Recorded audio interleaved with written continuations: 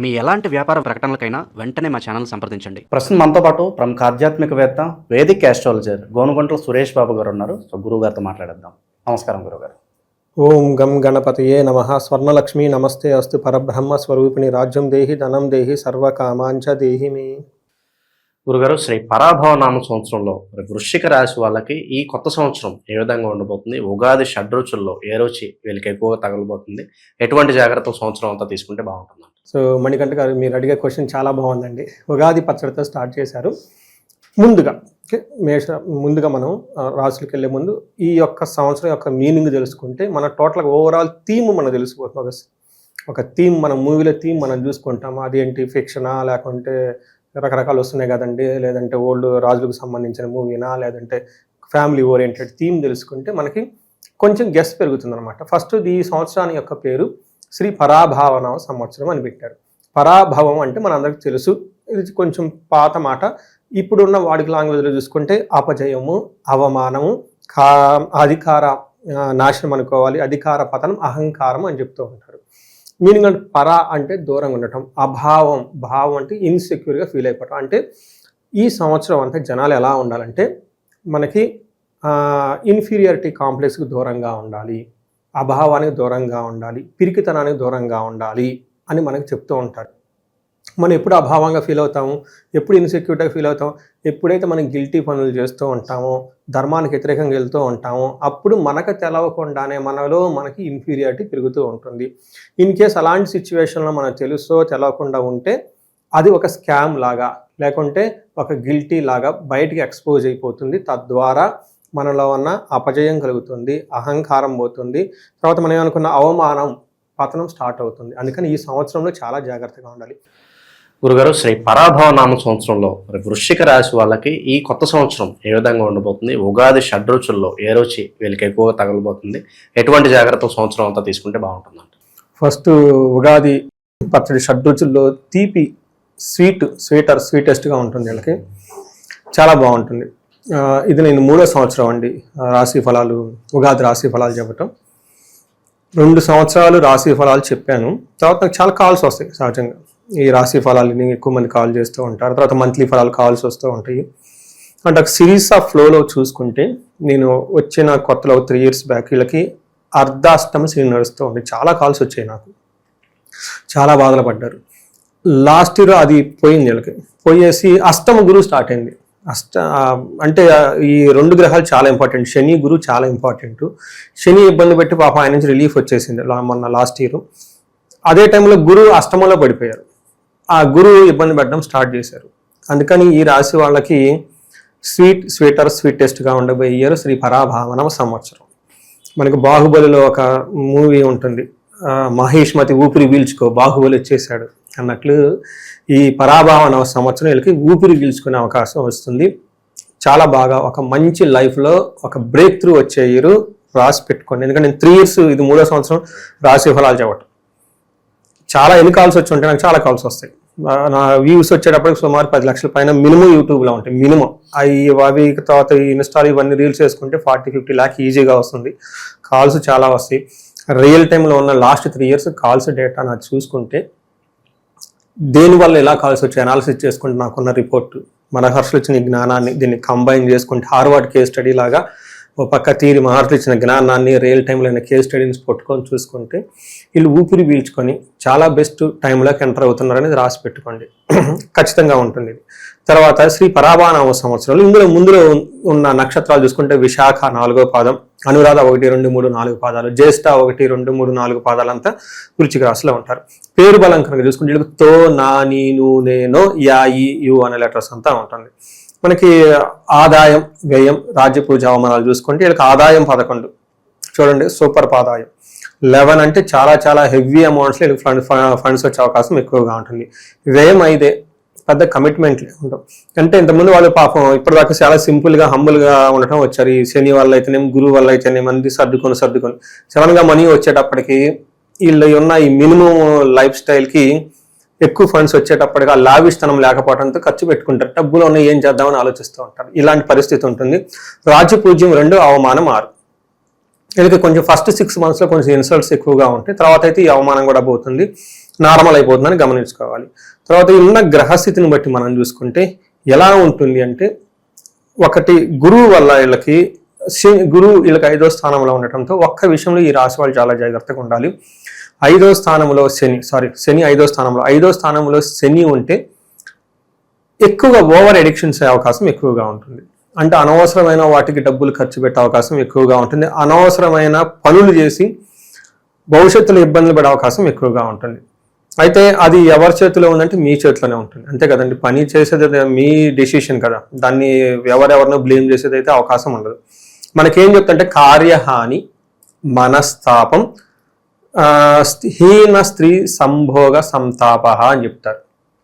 అంటే మనకంటే తక్కువ స్టేజ్లో ఉన్న వాళ్ళతో ఫ్రెండ్షిప్ చేయటం, XYZ రిలేషన్స్ పెట్టుకోవటము, లేదా మనకి సలహా ఇవ్వాలని కెపాసిటీ లేని దగ్గర సలహా తీసుకోవటం, దాన్ని పట్టుకొని పోవటం, తర్వాత బాధపడడం జరిగే అవకాశం ఎక్కువగా ఉంటుంది. ఇది ఒక్కటే వీళ్ళకి ఏదైనా మిస్టేక్ ఉంటే, మిగతా అన్ని విషయాలు జాగ్రత్తగా ఉంది. అందుకని ఎవరో వచ్చి సలహా ఇచ్చారు ఏదేదో చేద్దామని మాత్రం చేయకండి. అలా చేస్తే ఫ్యామిలీలో గొడవలు వచ్చి ఫైనాన్స్ కోల్పోతారు.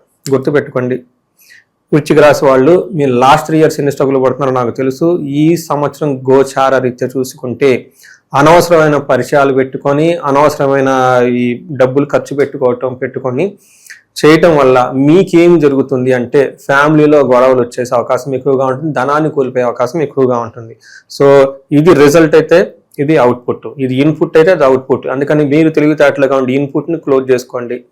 ఎవరితో పడితే వాళ్ళతో అడ్వైజ్ తీసుకోవటం, ఎవరితో పడితే వాళ్ళతో ఫ్రెండ్షిప్ చేయటం కట్ చేశారా మీరు శ్రీరామ రక్ష, ఈ 2 పనులే, ఇంకా వేరే ఏమీ చేయని అవసరం లేదు. మిగతా అన్ని విషయాలు చాలా బాగుంది.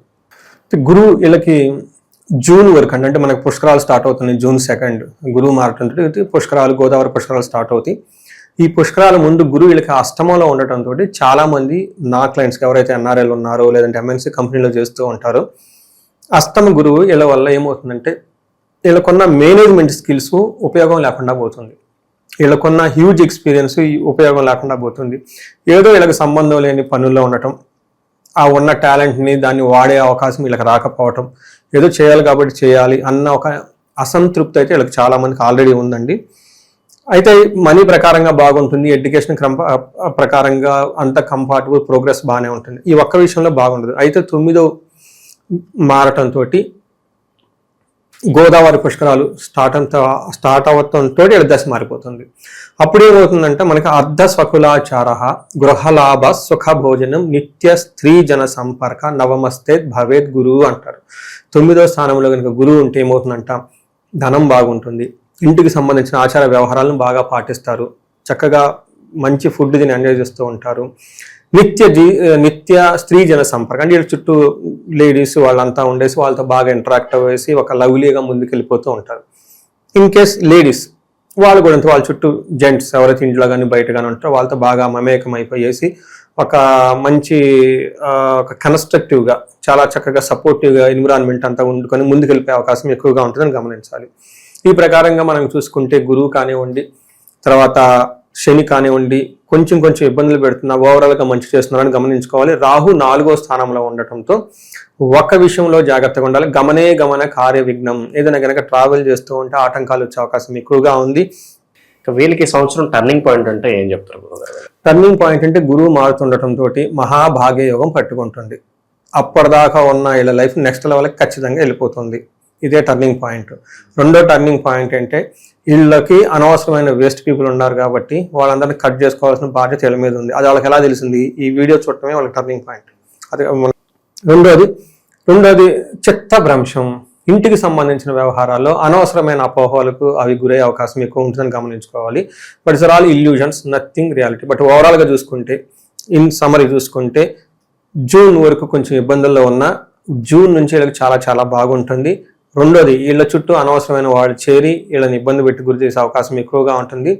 మూడోది మీరు కొంచెం అతిగా ఏమంటారు భ్రమలకి, ప్రలోభాలకి గురే అవకాశం ఎక్కువగా ఉంటుంది. ఇవి తప్పితే మిగతా అన్ని విషయాలు చాలా చక్కగా ఉందని గమనించుకోవాలి. ఇక ఈ రాశికి సంబంధించి ఏ నక్షత్రాల వాళ్ళకి ఏ విధంగా ఉండబోతుంది? వీళ్ళకి విశాఖ, అనురాధ, జ్యేష్ఠ నక్షత్రాలు ఉంటాయి. ఇందులో విశాఖ నక్షత్రం చూసుకుంటే వీళ్ళకి సంపదలు బాగుంటుంది, అది ఫస్ట్ హ్యాపీ. రెండోది సర్వజన పూజ్యము, అందరూ ఇలా రెస్పెక్ట్ ఇస్తూ ఉంటారు, హెల్త్ బాగుంటుంది, ఇంకేం కావాలండి. అయితే వీళ్ళకి అంతకుముందు చేసిన పని ఏదైనా ఉంటే మరణ తుల్యం అంటారు. ఆ పని ఇంతకుముందు చేసిన ఒక డ్రీమ్ ప్రాజెక్ట్స్ ఏమైనా ఉంటే అవి ఆగిపోయే అవకాశం ఎక్కువ ఉంటుందని గమనించుకోవాలి. అనురాధ నక్షత్రం వాళ్ళకి సేమ్ సర్వజన పూజ్యం ఉంటుంది, హెల్త్ బాగుంటుంది, సంపదలు బాగుంటుంది. వీళ్ళకి హెల్త్ కాంప్లికేషన్స్ ప్లస్ మరణ తుల్యం ఏదైనా కనుక పని చేస్తే ఆగిపోయే అవకాశం ఎక్కువ ఉంటుందని గమనించుకోవాలి. అలానే జ్యేష్ఠ నక్షత్రం వాళ్ళకి సంపదలు బాగుంటుంది, సర్వజన పూజ్యం, అందరి చేత రెస్పెక్ట్ బాగుంటుంది, హెల్త్ బాగుంటుంది. తర్వాత ఓవరాల్గా చూసుకుంటే అంతా బాగుంటుంది. వీళ్ళకి కూడా హెల్త్ విషయంలో కొంచెం ఆగస్టు వరకు కొంచెం కేర్ఫుల్గా ఉండాలి. ఈ రెండ్లో వచ్చేటప్పుడు అనుకున్న పనులు ఏమైనా ముఖ్యమైన పనులు ఉంటే అవి ఆటంకాలు ఆగిపోయే అవకాశం ఎక్కువగా ఉంటుందని గమనించాలి. గ్రాసెత్ బట్టి ఎవరు మన వాళ్ళు ఎవరు పగ వాళ్ళు క్లారిటీ వచ్చేస్తుంది అంటారా?